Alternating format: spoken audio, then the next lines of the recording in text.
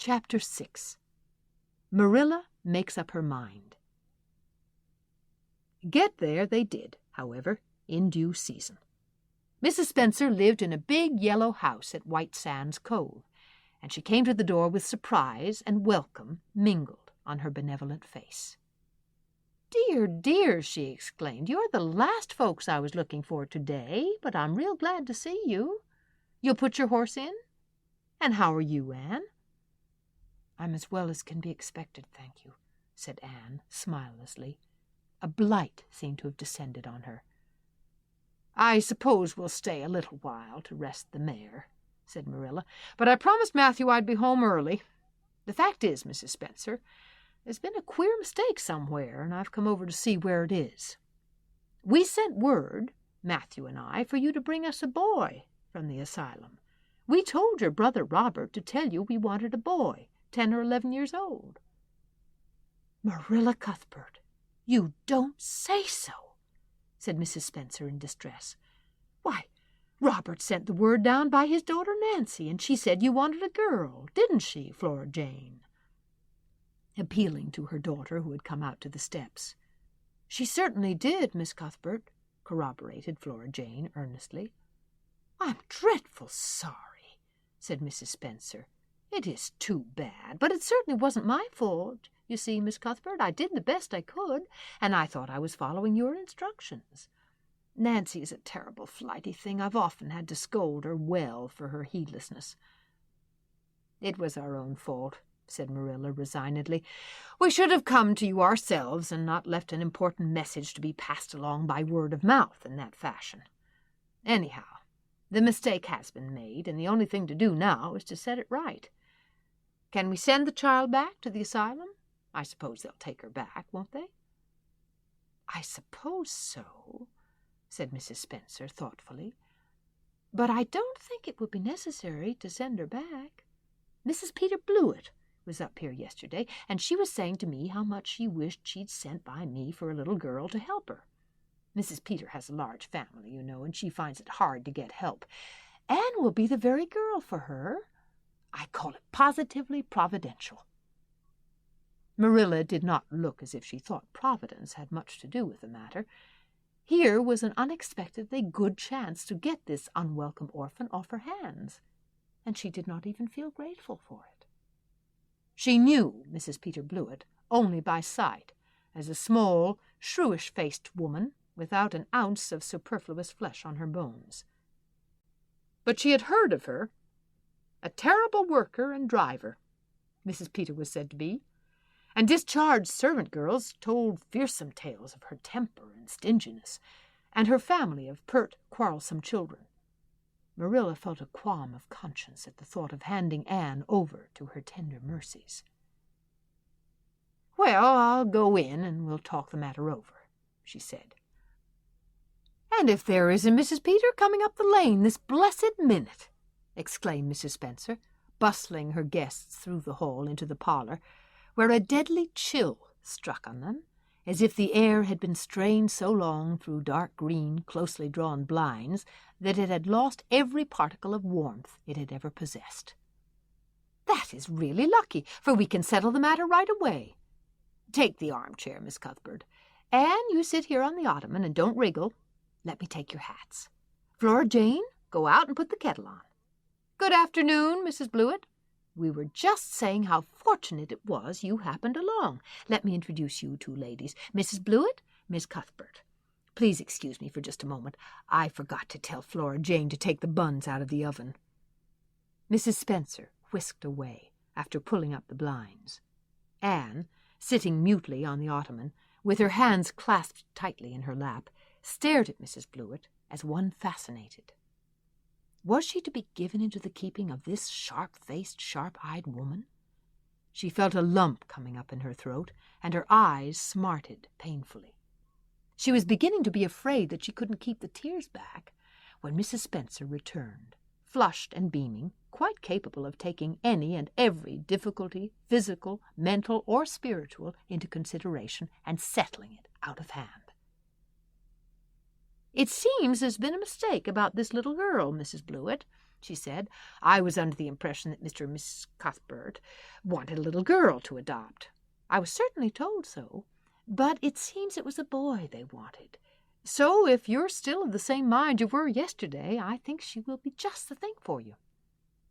Mrs. Blewett darted her eyes over Anne from head to foot. "How old are you, and what's your name?" she demanded. "Anne Shirley," faltered the shrinking child, not daring to make any stipulations regarding the spelling thereof. "And I'm 11 years old." "Humph! You don't look as if there was much to you.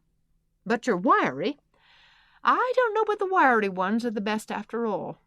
Well, if I take you, you'll have to be a good girl, you know. Good and smart and respectful. I'll expect you to earn your keep, and no mistake about that. Yes, I suppose I might as well take her off your hands, Miss Cuthbert.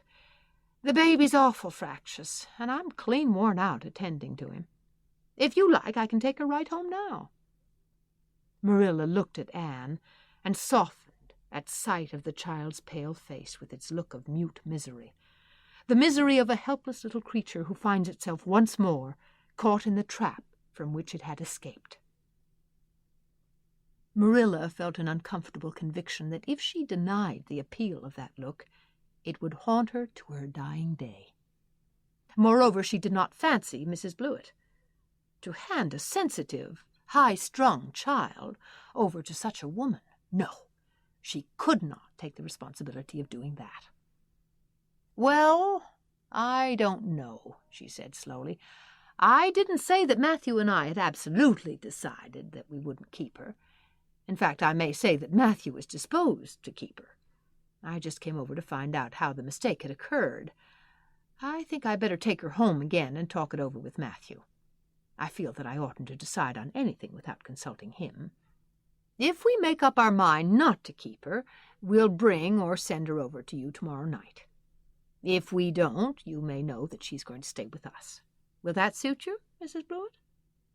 "I suppose it'll have to," said Mrs. Blewett ungraciously. During Marilla's speech, a sunrise had been dawning on Anne's face. First, the look of despair faded out. Then came a faint flush of hope. Her eyes grew deep and bright as morning stars. The child was quite transfigured, and a moment later, when Mrs. Spencer and Mrs. Blewett went out in quest of a recipe the latter had come to borrow, she sprang up and flew across the room to Marilla.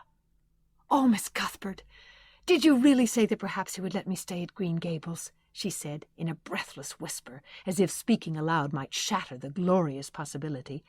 "Did you really say it, or did I only imagine that you did?" "I think you'd better learn to control that imagination of yours, Anne, if you can't distinguish between what is real and what isn't," said Marilla crossly. "Yes, you did hear me say just that, and no more.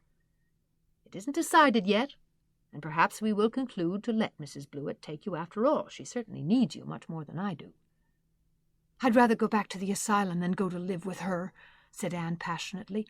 "She looks exactly like a gimlet." Marilla smothered a smile under the conviction that Anne must be reproved for such a speech.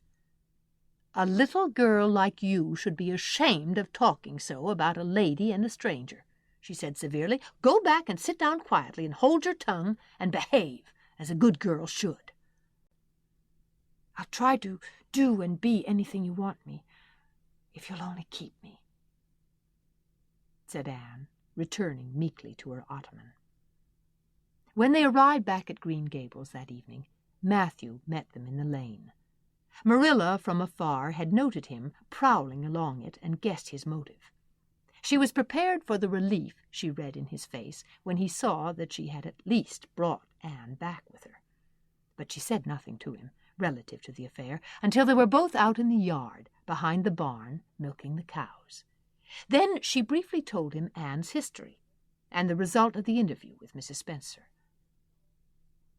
"I wouldn't give a dog I liked to that Blewett woman," said Matthew with unusual vim. "I don't fancy her style myself," admitted Marilla.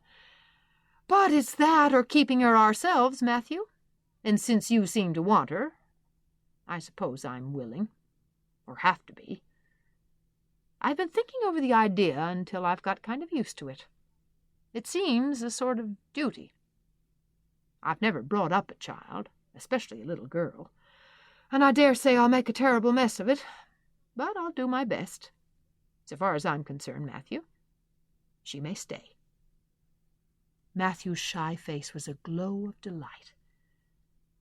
"Well, now, I reckoned you'd come to see it in that light, Marilla," he said. "She's such an interesting little thing." "It'd be more to the point if you could say she was a useful little thing," retorted Marilla. "But I'll make it my business to see she's trained to be that. And mind, Matthew, you're not to go interfering with my methods. Perhaps an old maid doesn't know much about bringing up a child, but I guess she knows more than an old bachelor. So you just leave me to manage her. When I fail, it'll be time enough to put your oar in." There, Marilla. You can have your own way," said Matthew reassuringly. "Only be as good and kind to her as you can be without spoiling her. I kind of think she's one of the sort you can do anything with if only you get her to love you." Marilla sniffed to express her contempt for Matthew's opinions concerning anything feminine, and walked off to the dairy with the pails. "I won't tell her tonight that she can stay," she reflected, as she strained the milk into the creamers. "She'd be so excited that she wouldn't sleep a wink. Marilla Cuthbert, you're fairly in for it.